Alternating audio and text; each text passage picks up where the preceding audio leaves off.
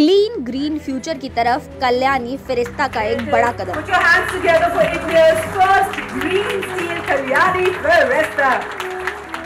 So the mantra for sustainability is reduce, reuse, recycle. क्या steel industry में बड़ा revolution लाएगा ये कदम? Thank you so much, sir. Steel is the primary ingredient that takes an economy forward. So we are a sector that's on the move. And because our sector is on the move, India is on the move. Beautiful. With Kalyani Firistaa, let's ensure it stays that. Green steel से प्रदूषण कम करने में मिलेगी मदद। The conservation of natural resources and most importantly, किस हद तक industrial प्रदूषण को कम करेगा ये green steel? decarbonizing the steel. स्वागत है आपका जागरण बिजनेस पर। आज हमारे साथ मौजूद हैं भारत फोर्ज के डिप्यूटी एमडी अमित कल्याणी जी। तो चलिए उनसे बातचीत करते हैं उनके लॉन्च के बारे में। सर, स्वागत है आपका जागरण बिजनेस पर। सबसे पहले हम बात करेंगे आपके लॉन्च के बारे में। आप बताइए इसके बारे में हमें थोड़ी सी जानकारी। देखिए, दुनिया भर में अभी प्रदूषण कम करने का बहुत इंटरेस्ट और फोकस हुआ है और इंडस्ट्रियल प्रदूषण जो है, कार्बन डाइऑक्साइड जो जनरेट होता है, ये बढ़ता जा रहा है। और यूएन के जो SDGs है, सस्टेनेबल डेवलपमेंट गोल्स, उसमें सारे बड़े देशों ने ये एफर्ट किया है कि how do we reduce carbon dioxide production. और स्टील इंडस्ट्री दुनिया की सेकंड मोस्ट पोल्यूटिंग इंडस्ट्री है। तो इंडिया में स्टील इंडस्ट्री आज करीबन 120 से 130 मिलियन टन प्रोडक्शन करती है।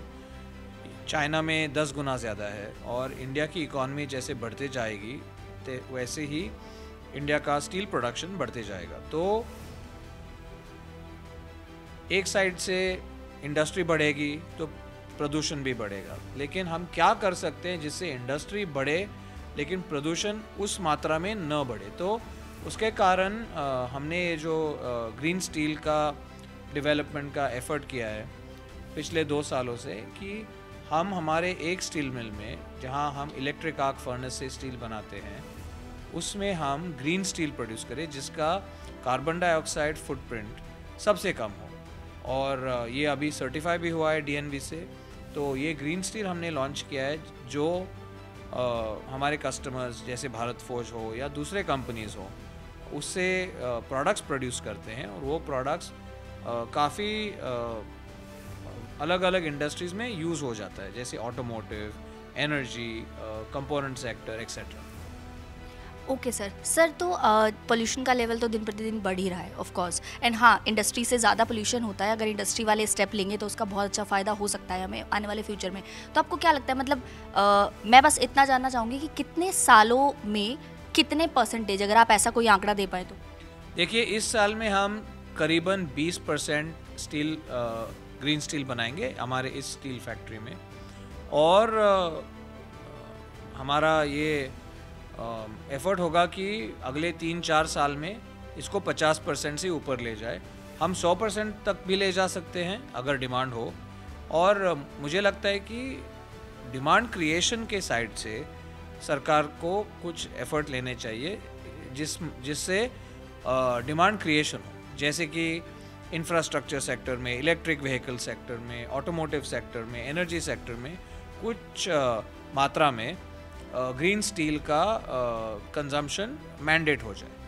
तो मतलब उसका अगर वहाँ पे इस्तेमाल बढ़ेगा तो ऑब्वियसली उससे काफ़ी फ़ायदा होगा इंडस्ट्री को। तो सर, इसी के साथ साथ मैं आपसे ये भी पूछना चाहूँगी, जैसे कि बजट आने वाला है हमारा 2023 में, तो आपको उससे क्या एक्सपेक्टेशन? देखिए, मुझे लगता है कि हमारे सरकार ने ये जो अभी ग्लोबल जियोपॉलिटिकल सिचुएशन है उसे अच्छी तरह से हैंडल किया है। और मुझे लगता है कि इंडिया को इस वक्त इसका बहुत फ़ायदा मिल सकता है अगर हमने इंफ्रास्ट्रक्चर अच्छी तरह से क्रिएट किया। जब मैं इंफ्रास्ट्रक्चर बोलता हूँ तब power, roads, ports, airports, industrial parks और clean water treatment, sewage treatment, और हमारे सिटीज़ को सब्सटेंशियली क्लीनर एंड ग्रीनर बनाने में एफर्ट लेना चाहिए ताकि ग्लोबल इंडस्ट्री यहाँ आकर इंडस्ट्री सेटअप कर सके, जिससे एम्प्लॉयमेंट बढ़ सके। अब आप तो जानते हैं कि ये पूरा चाइना +1 हो रहा है दुनिया भर में, और चाइना +1 से मुझे तो लगता है कि काफ़ी कंपनीज़ ने अभी China for China philosophy adopt की है। तो इंडिया उनके लिए ग्लोबल मैन्युफैक्चरिंग हब बन सकता है, क्योंकि इंडिया में सारे वो इंग्रेडिएंट्स हैं जिसे मैन्युफैक्चरिंग इंडस्ट्री को चाहिए। Manpower, cost comparative land and power, लेकिन infrastructure up to the mark नहीं है, और हमारे पोर्ट्स अच्छे हैं लेकिन इतने नहीं हैं। सो ये चीज़ें अगर हम जल्दी अपग्रेड कर सके तो फिर ग्लोबल इंडस्ट्री यहाँ आकर और भी मैन्युफैक्चर कर सकती है, और हमारे लोगों को और भी जॉब्स, अच्छे जॉब्स मिल सकते हैं। सर तो मुझे लगता है इस तरफ ध्यान होना चाहिए, और दूसरे तरफ एजुकेशन, स्किलिंग और हेल्थ केयर पे और थोड़ा स्पेंडिंग बढ़ना चाहिए। Okay sir. सर तो जैसे अभी PLI भी लॉन्च की है सरकार ने, तो PLI से मैन्युफैक्चरिंग में फ़ायदा भी हुआ है। काफ़ी बड़ी बड़ी कंपनीज है जो इंडिया में के सेटअप कर रही हैं और उसके बाद यहीं पे प्रोडक्शन भी कर रही हैं। अभी अभी एप्पल का प्रोडक्शन भी हुआ, नए आईफोन का भी यहीं पे हुआ है। तो जो इस तरीके के इनिशिएटिव हैं, यू मीन टू से कि इस टाइप के इनिशिएटिव्स और ज़्यादा बढ़े, मैन्युफैक्चरिंग हब, मोदी जी का भी सपना है कि मैन्युफैक्चरिंग हब बने हमारा इंडिया। तो सर इसी से रिलेटेड मैं आपसे पूछना चाहूँगी कि जैसे कि जियोपॉलिटिकल सिचुएशंस अभी चल रही हैं, तो उस लिहाज से फिर भी इस साल में इंडिया की इकोनॉमी काफ़ी रेजिलिएंट रही है। तो नेक्स्ट ईयर आपको क्या उम्मीद है कि इंडियन इकोनॉमी ऐसी ही रहने वाली है?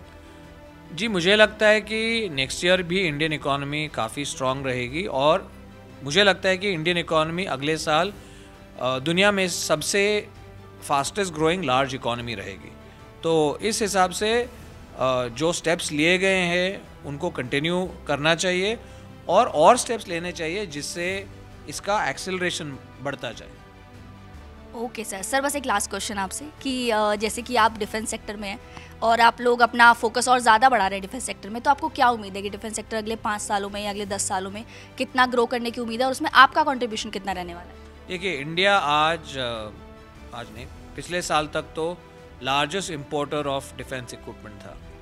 तो मेरी ये हमारे कंपनी का, मेरे पिताजी का ये ड्रीम है कि ये इम्पोर्टर टैग बंद होके India exporter of defence equipment बन जाए। तो we go from being an importer to self sufficient to an exporter, और हम आज ऑलरेडी एक्सपोर्ट कर रहे हैं डिफेंस इक्विपमेंट, और कंबाइंड विद जो इंडिया में डिमांड है और एक्सपोर्ट डिमांड है, ये मिला के मुझे लगता है कि हम काफ़ी बड़ा डिफेंस इंडस्ट्री खड़ा कर सकते हैं इस देश में। तो इसके लिए कोई न्यू वेंचर या कुछ आपने कुछ? वो तो चलते रहेगा, लेकिन हम ज़्यादातर जो भी करेंगे हमारे बलबूते पे करेंगे, हमारे टेक्नोलॉजी और नॉलेज के आधार पे करेंगे। हम ज़्यादा कर टेक्नोलॉजी खरीद कर या पार्टनरशिप करके नहीं करेंगे। यू मीन टू से कि अब मेड इन इंडिया ज़्यादा रहना चाहिए हमें, और make in India, designed in India, Indian design and manufacture. Okay sir, thank you so much for your vision, thank you so much.